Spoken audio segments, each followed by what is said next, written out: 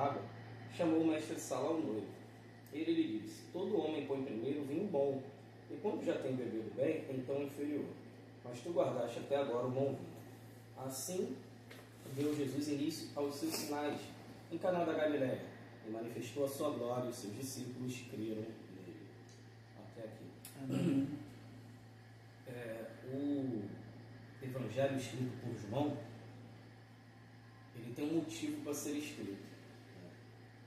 Mais ou menos aí entre 70 anos após a morte do Senhor Jesus, se levantou muitos que diziam ter conhecido Jesus. Entre eles um homem chamado Cerinto, ao qual anunciava o Evangelho distorcido. Nos dias atuais a gente chama de heresia, ou seja, que prega um falso Evangelho. O Cerinto, ele falava que Jesus existiu, porém Jesus não era Deus. Ele pregava, ele falava que Jesus era um homem, sim, que estava entre nós, mas morreu e não ressuscitou. Ou seja, ele separa a divindade de Jesus e a natureza humana. Sendo que Jesus foi homem, ele veio, tanto que no capítulo 1 de João, ele vem dizendo assim: no princípio criou Deus os céus e a terra, e o verbo estava com ele. Aí depois vai falar que o verbo se fez carne, ou seja, está falando de Jesus. Está falando que Jesus está com Deus desde a época do início, lá em Gênesis, e ele se fez carne para vir aqui à terra. Então, o Evangelho escrito por João é para combater os falsos mestres que pregavam um Evangelho distorcido. Então você vai ver que em João, você vai ver falando muitos milagres, vai dar muita ênfase a milagres que o homem não consegue fazer, a não ser que ele tenha uma divindade, ou seja, a não ser que ele seja Deus. Então por isso que no capítulo 2 a gente vai ver um milagre sendo transformado água em vinho. João vai dar ênfase a isso, mostrando que esse Jesus que veio não era só ser humano, esse Jesus que veio era filho de Deus.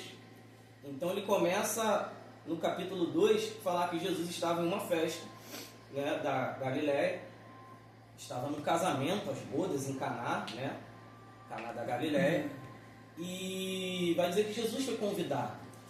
Foi convidado Maria, foi convidado Jesus e foi convidado os discípulos.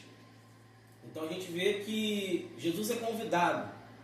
Mas eu quero abrir um parênteses aqui, porque tudo que a gente faz de festa, a gente sabe que é difícil a gente querer convidar todo mundo. Vira e mexe tem que ter cortes, Por mais que um judeu, ele sempre gosta de fazer festas bem grandes mesmo, para extravasar, algo que me chama a atenção aqui é que Jesus, ele ainda não iniciou o seu ministério. Jesus ainda não ganhou uma fama pelos milagres. Muitos já conhecem ali Jesus como Filho de Deus e como Messias, mas ele ainda não repercutiu sobre toda a Judéia. E algo que é lindo aqui é que mesmo assim Jesus ele é convidado. Por quê? Porque os noivos, eles não querem a presença de Jesus porque acabou o vinho. Tanto que eles convidam Jesus sem saber que o vinho vai acabar antes que a festa termine. Isso aqui, o parênteses que eu abro aqui, é para chamar a atenção de querer convidar Jesus para nossas vidas sem ser que a gente precise de algo dele, simplesmente por quem ele é. Então a gente tem que aprender o quê? Que Jesus ele não tem que ser convidado para nossas vidas só quando precisamos dele. Jesus tem que ser convidado para nossas vidas porque queremos a presença dele. Certamente esses noivos vão convidar Jesus porque querem a presença de Jesus naquele momento ali, que é tão importante para eles. Que não venhamos ter Jesus somente nos momentos que a gente acha que precisa dele, mas que venhamos ter Jesus nos momentos que está tudo calmo também. E as festas judaicas, elas não eram igual às festas de hoje. Hoje uma festa no máximo dura 6 horas, no máximo. Isso a gente está botando uma festa longa. As festas judaicas eram de 7 até 10 dias. Então, se eu convido alguém para uma festa dessa, eu não convido para metade até o fim. Eu não convido para o final. Eu convido do início ao fim. Então, eles não querem Jesus por um tempo momentâneo. Eles querem Jesus o quê? do início ao fim da festa. E é isso que devemos entender, que nós temos que querer essa presença do nosso Deus, querer a presença do Espírito Santo diariamente, não de uma forma momentânea, mas querer Jesus sempre. Então nós vamos ver que Jesus está ali na festa e está ali com os discípulos. Chega a notícia que o vinho acabou, chega até Maria. Maria vai avisar até Jesus. E isso aí é uma notícia muito ruim, porque o vinho é uma bebida tradicional do judeu, principalmente nas festas. O vinho, ele representa a bebida. Não tem como você imaginar uma festa judaica sem vinho. Da mesma forma como se a gente for hoje num casamento, falar que não vai ter refrigerante ou suco. Vai ser muito estranho, porque a gente está acostumado a ver isso em todas as festas, em todos os lugares. Então a notícia de que o vinho acabou não é uma notícia boa, é uma notícia muito ruim, é uma notícia até trágica, porque imagina vocês numa festa e acabou o refrigerante, acabou o suco. Vamos beber água? Vamos, mas vai ficar estranho, né? E provavelmente ali acabaria a festa, porque o judeu gosta tanto do vinho que acabando o vinho eles provavelmente sairiam da festa. Só que aqui eu vou voltar ao que eu estava falando antes. Eles já tinham convidado Jesus. Jesus já estava na festa. Essa notícia ruim veio de uma forma inesperada, como todas as notícias ruins chegam em nossas vidas. Elas não avisam quando vai chegar. Elas não mandam o WhatsApp, a notícia ruim não manda o WhatsApp dizendo assim, ó, vou chegar tal dia. Ela não bate a porta da tua casa e fala assim, posso entrar? Não. A notícia ruim, ela chega sem hora, sem dia e sem avisar. Mas o que tem de positivo nisso? Que a notícia ruim chegou, mas quem já tinha sido convidado antes era Jesus.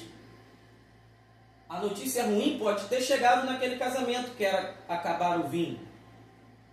Mas o Senhor Jesus já tinha sido convidado. Ele não foi convidado porque a notícia ruim chegou. Pelo contrário, ele já estava no mesmo ambiente que a notícia ruim chegou. E se tem uma coisa, nada pode nos abalar quando estamos na presença do Senhor. Pode vir notícia ruim, porque Ele vai dar um jeito nessa notícia ruim. Ele vai acalmar teu coração, Ele vai acalmar o meu coração. E se for da vontade dEle, Ele vai transformar essa notícia ruim em algo positivo, em um milagre para edificar a nossa fé. Aleluia, Deus. Então a gente vai ver que vai chegar ao conhecimento de Maria que o vinho acabou. E ela imediatamente vai até Jesus avisar. Isso aqui mexe comigo. Por quê? O que você faz quando chega a notícia ruim até você? Tem gente que se cala, tem gente que posta na internet, tem gente que vai contar para vizinho, tem gente que conta para amigo. Maria, ela poderia contar para alguma pessoa ali, mas ela vai diretamente em Jesus. Por quê? Porque ela sabe que tem certas situações que um homem não pode resolver. Tem certas situações que amigo não pode resolver. Tem certas situações que vizinhos não podem resolver. Tem certas situações que dinheiro não vai poder resolver em nossas vidas. Mas Jesus vai. Então, ela, inteligente de uma forma sábia, ela vai diretamente ao Senhor Jesus quando a notícia ruim chega até ela. E é isso que devemos aprender. Apresentar tudo que chega até nós ao Senhor Jesus. E colocar nos pés dele. Por quê? Porque tem certas situações que só Jesus vai resolver. Aleluia. Tem certas coisas que só o nosso Deus vai resolver. E por que Maria vai até o Senhor Jesus? Veja bem que ela recebe a notícia. Por quê? Porque quem não conhece Jesus vai até Maria. Mas quem conhece Jesus, aleluia, glória a Deus, igual Maria conhece, vai até o Senhor. Por que não vão diretamente a Jesus? Porque não conhecem Jesus. Vão até Maria, só que Maria não pode fazer milagre, Maria não pode fazer nada. Mas Maria conhece quem pode fazer. Isso aqui nós temos que entender. Porque quanto vale conhecer o nosso Senhor Jesus? Porque quanto mais a gente conhecer o nosso Senhor, mais a gente vai saber direcionar as situações adversas que vêm até nós. Direcionar até Ele. Porque quem não conhece, acaba avisando a Maria. acaba avisando a pessoas que não podem resolver. Mas quem conhece Jesus vai pegar a notícia e vai levar aos pés do Senhor Jesus. Ó, tá Aleluia, Deus. Ó, tá tendo esse problema. Ó, tá tendo essa dificuldade. Então a gente tem que entender que muitas das vezes as situações que venham até nós temos que levar até o Senhor Jesus. Não adianta procurarmos terceiros. Não adianta procurarmos respostas aonde não vamos encontrar. Porque tem respostas que você vai encontrar só no Senhor Jesus. Quando a situação adversa chegar diante de você, não adianta procurar quem não pode resolver. Você tem que ir até o Senhor Jesus.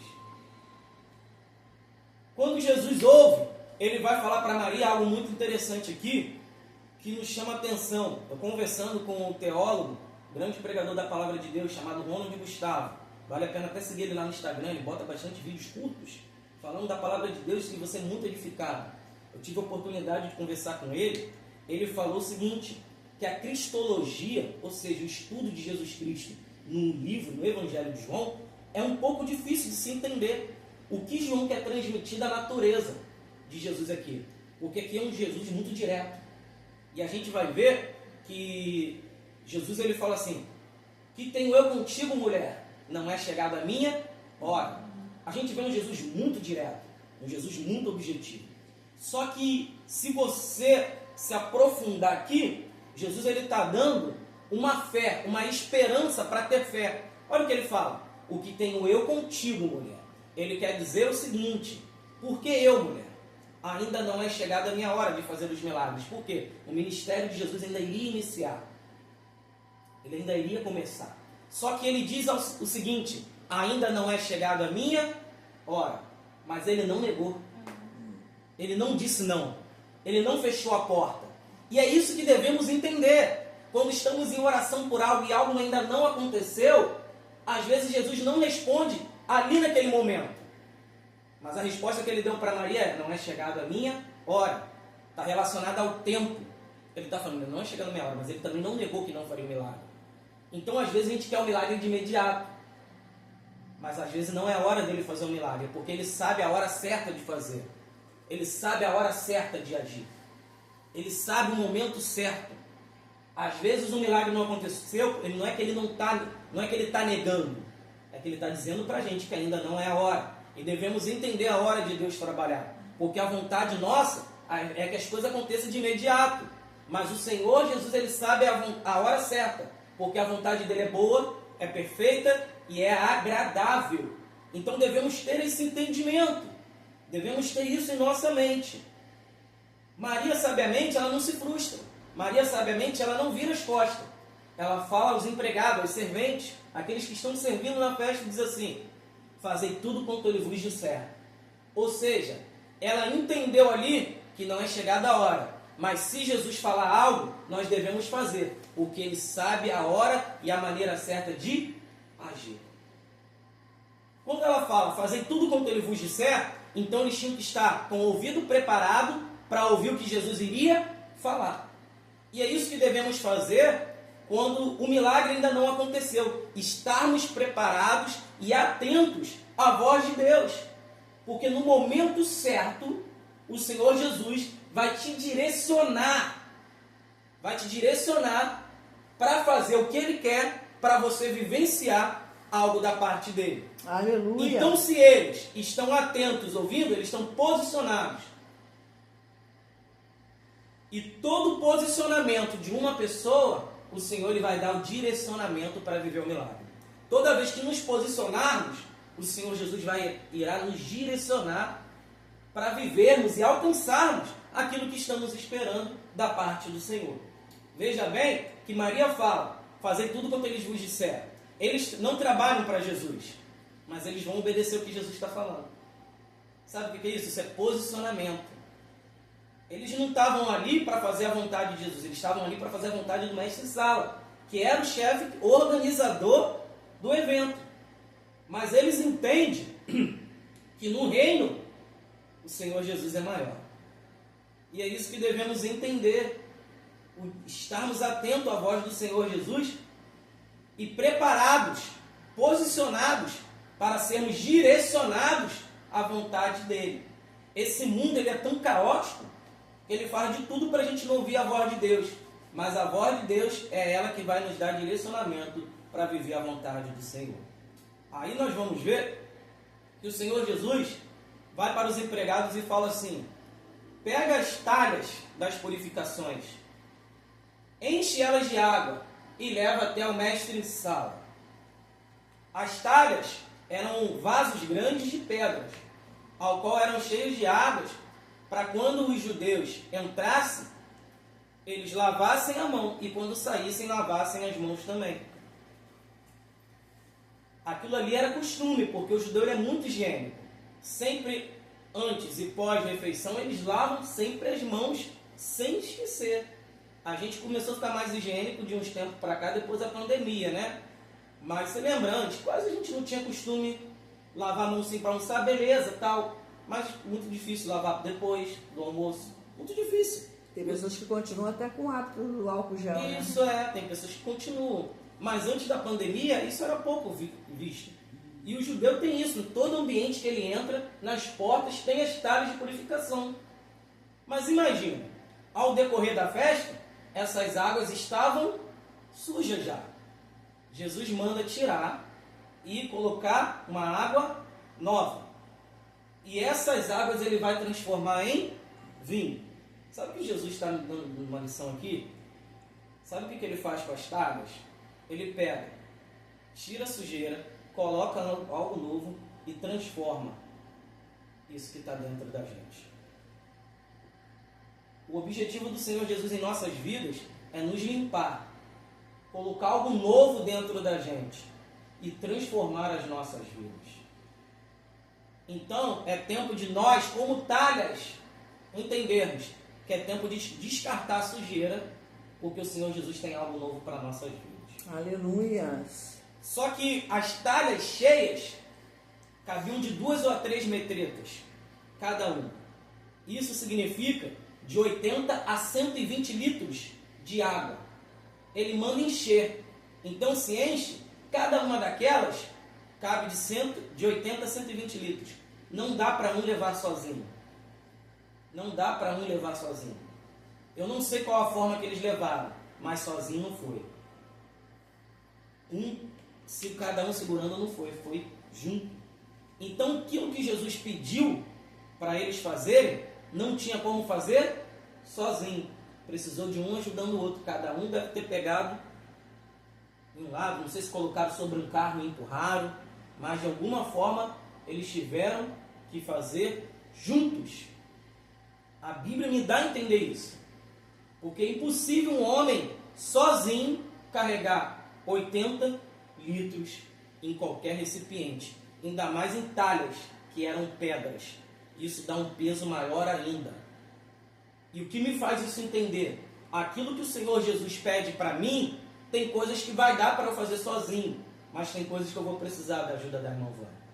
Tem coisas que eu vou precisar da ajuda da pastora. Exemplo, ministério, igreja, não se anda sozinho, se anda com ajuda.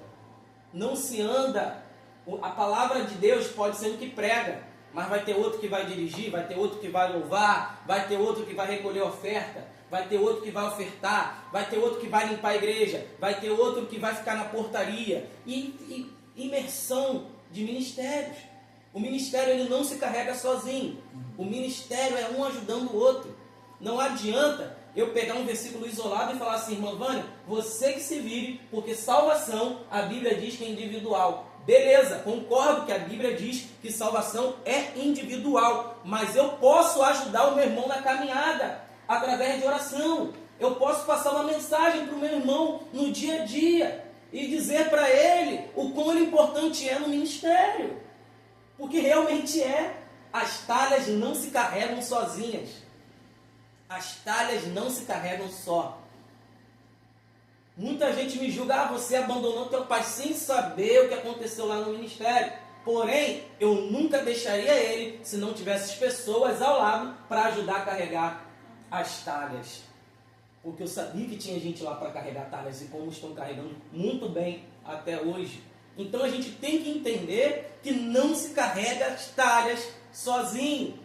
os pedidos de Jesus, muitas das vezes, vai ser pesado.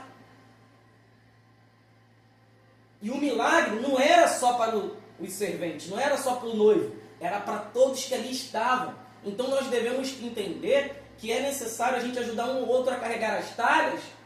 Por quê? Porque o milagre não é só para mim, o vinho vai ser só para mim.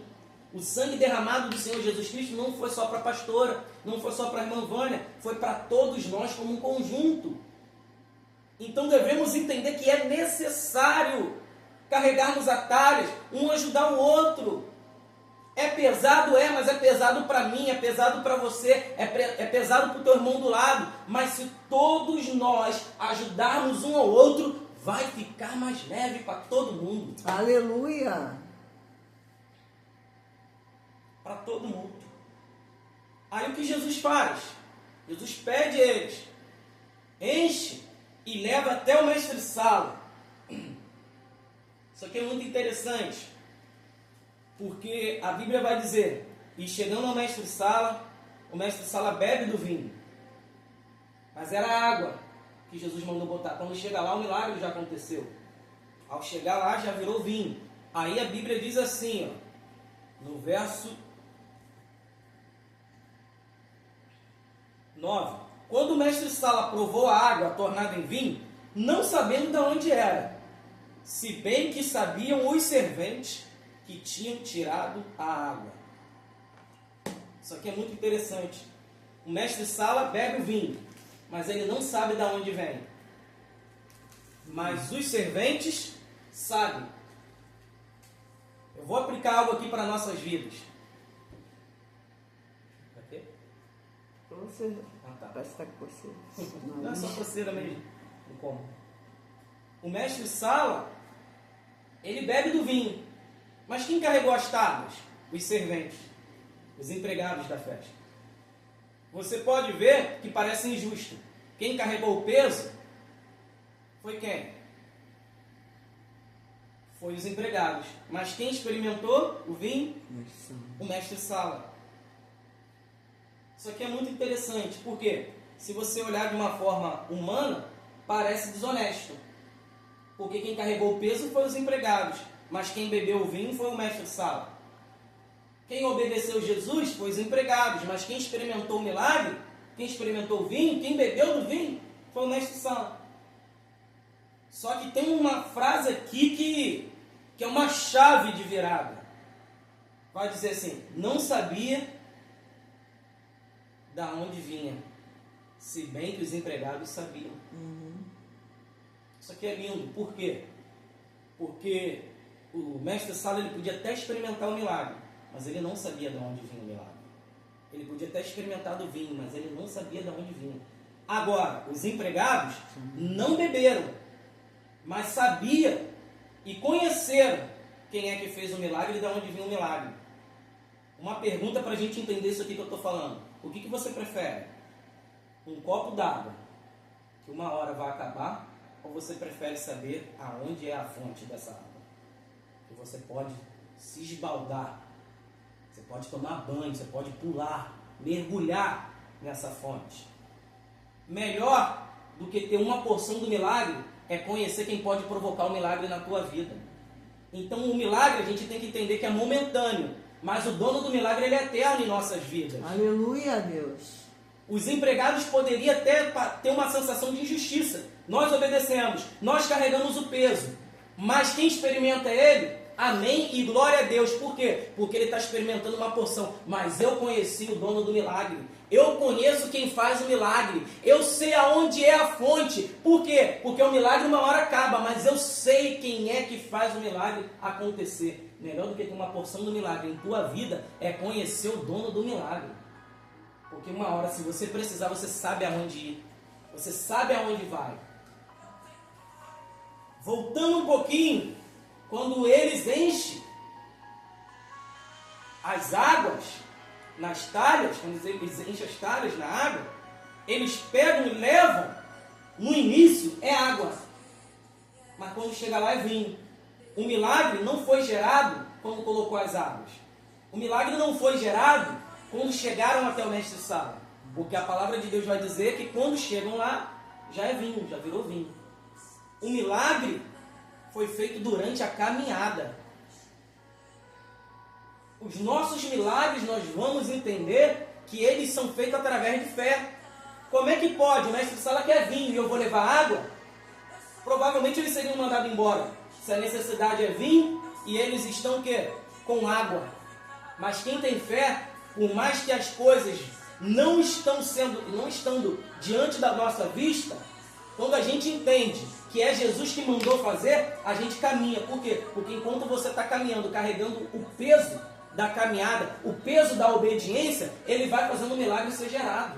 Aleluia. O milagre não foi no início e nem no final, o milagre foi durante a caminhada. Então nós temos que entender isso, que os nossos milagres serão gerados enquanto a gente caminha. Ah, mas a talha está pesada, o preço do chamado está pesado, a obediência, a renúncia está pesada. Mas você caminhando, você vai entender que o milagre vai ser gerado na tua vida. Por quê? Porque quem mandou você levar, quem mandou você carregar as talhas, quem mandou você ir até o mestre Sala é aquele que faz milagre, é aquele que pega a água e transforma em vinho, é aquele que não existe um impossível para ele. Aleluia! Então o segredo é o quê? Por mais que as talhas estejam pesadas, por mais que aquilo que o Senhor está pedindo de você esteja pesado, caminha, obedeça, porque a hora certa ele vai fazer um milagre. Glória a Deus! Outra coisa, as talhas elas eram de pedras. Você coloca água dentro, não tem como você ver. Não é como um copo que é transparente, copo de vidro, ou esta garrafa que é transparente, de plástico. Você dá pra gente ver o que tem dentro, mas as talhas não dava. Tem gente olhando de fora, você colocando água dentro da talha e tá falando assim, doido, maluco, a necessidade é vinho, tá colocando água e tá levando pro mestre Sala. Quem está de fora, quem está olhando de longe, não sabe que Jesus já está transformando a água em vinho. Por quê? Porque não dá para ver dentro das talhas. Aqui, obedecer ao Senhor Jesus é um ato de fé. Por quê? Porque você não está vendo Jesus fazendo a água sendo transformada em vinho. Não dá, porque as águas estão dentro das talhas.